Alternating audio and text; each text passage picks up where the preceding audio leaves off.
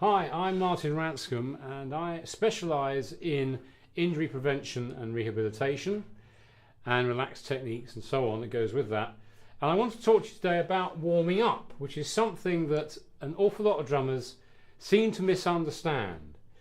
There's a big difference between warming up and practicing your rudiments or practicing around the kit and stuff like that. So you have to think about, why do we warm up in the first place? Why do we warm up for any sort of exercise? It's about getting the blood flowing, which basically means carrying oxygen through blood vessels to the muscles in our body. And of course, in the case of drummer, we have certain ones that we're going to use more than others.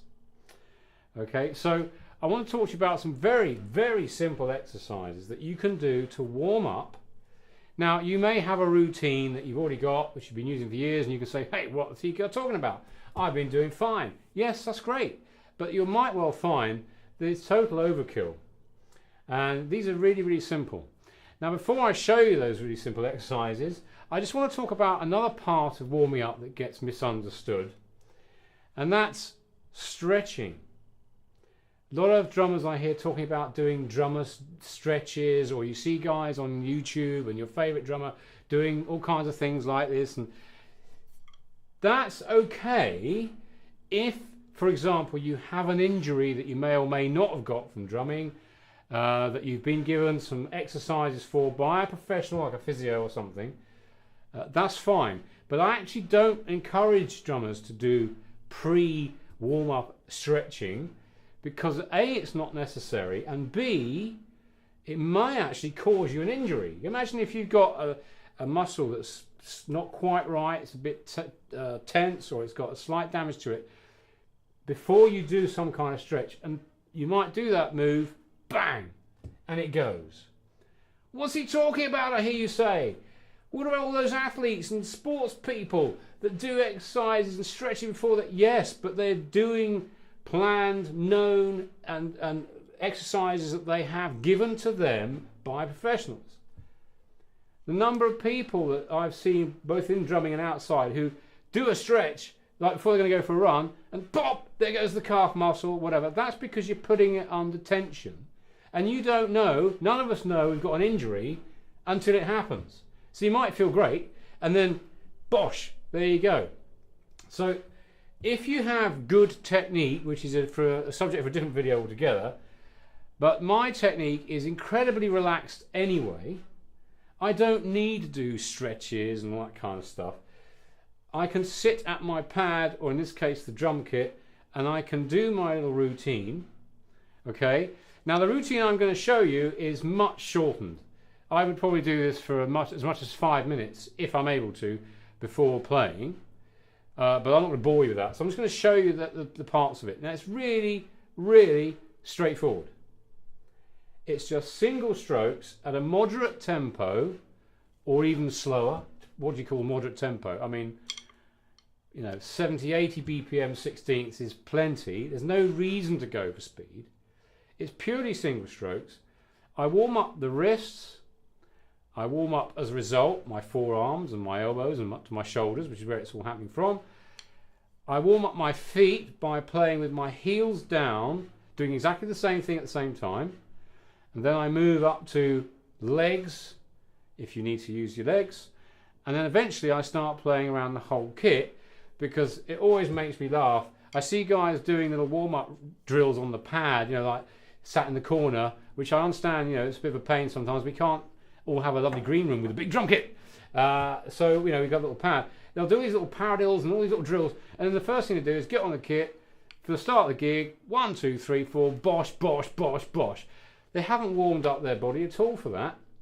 So if you do that already, well, sorry, but if it works for you, fine. Or if you've got away with it more to the point all this time, fine. You don't have to agree with me, but I'm telling you, as somebody who specialises in this area of damage limitation, if you like, then these warm-ups work. It is a warm-up, and it's dead simple. So once again, just to reiterate, it's single strokes at a moderate tempo, starting on the snare, then I bring in my feet with the heels down, then I bring in my legs, and then I start moving around the whole kit, and that's it. So I'm going to do it just probably about 30 seconds or so here, but normally 5 minutes, okay?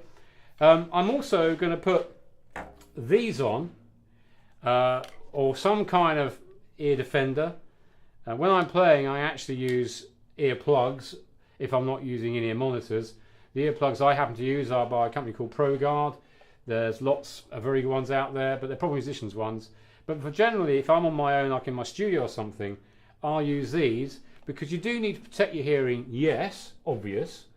But secondly, you can actually cause, if we're thinking in terms of injuries, it's amazing actually how much sound stress can lead, believe it or not, to physical injuries and tension, which really leads to it. Anyway, I'm going to bung these on, I'm going to do the exercises.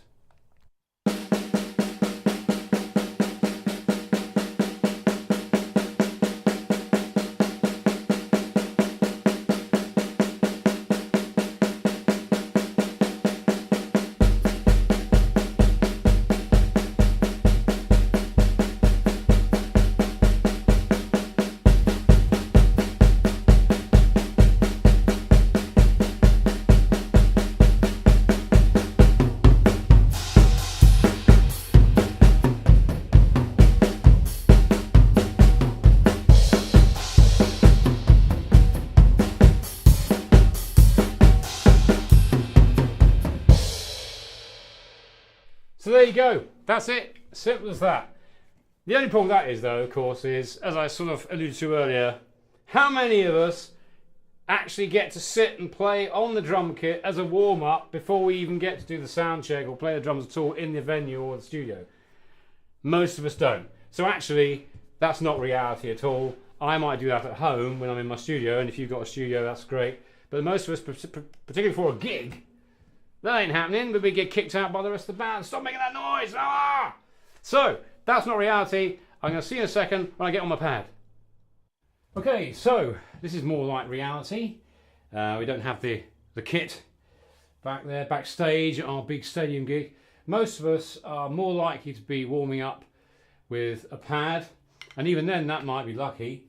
We might end up not having anything at all that we can use before the sound check or before straight in playing.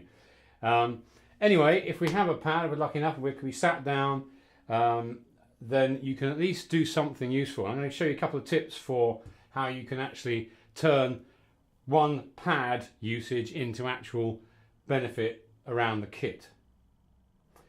Now I have here the wonderful ProLogix. I've got to just say, a bit of plug in here, the ProLogix practice pad. This is the Russ Miller all-in-one model with 3 layers on, and I've got the less bouncy, softer surface on here, the blue surface. I do love this thing, it's great. So you can flip this off and flip this off, and you get the standard kind of rubberized plastic, whatever it is that they use for the standard kind of practice pad. Then you've got this coated texture thing, it's a bit of brush practice, and then this blue, as I say, it's a softer, less bouncy kind of surface, and that's the one I tend to use for warming up and just practicing anyway. So I might be actually in the studio or at a gig, and this is what I will use, and I'm just going to use the same basic routine. Once again, I'm not going for speed here, I'm not using any drills, I'm not doing rudiments and stuff like that. So I'm just going to be doing simple single strokes using the technique that I use, which would make sense, right? And I'm going to go through the same routine I did on the kit, which is starting with the hands, then with the feet with the heels on the floor.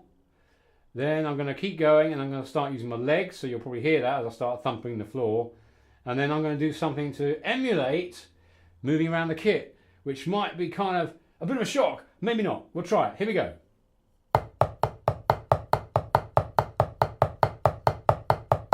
So that's it, dead simple, just as before.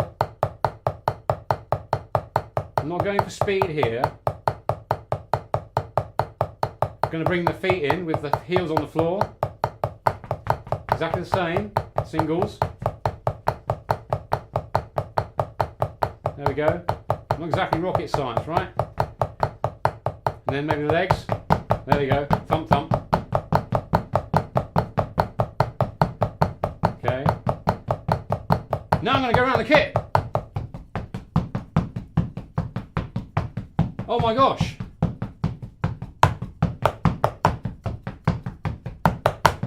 Oh, there's those crashes. Simple as that. Okay, so there's no reason why you can't do that. If you don't even have a pad, you could do a bit of air drumming. The point is, as I said before, it's all about getting the wrists working and the feet working. And this is a warm-up, remember, just to finish on that point. This is a warm-up, not practicing, which is what so many drummers do when they do a warm-up. They're actually practicing things. It's not the same. Practicing rudiments on a pad and everything, that's all cool. And a lot of people be saying now, well, I don't care. That's what I've always done. It's worked for me. Yeah, maybe. But it's not actually necessary. What is warming up? Just to reiterate the point.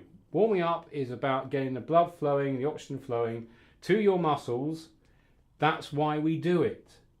Okay? So it can be that simple. And it's useful to be moving around. The danger is if you have just a pad, and you can end up, I see people doing this all the time. Things like this. You're not moving anything. Then they get on the kit and straight away it's like 1, 2, 3, 4. Crazy. So if you move around a bit, guess what? We're actually moving a bit more like we actually do. Anyway, give it a try. It's not necessary to get complicated. Just get the blood flowing. And you should find that'll stand you in good stead whether you're playing live or in the studio, whatever.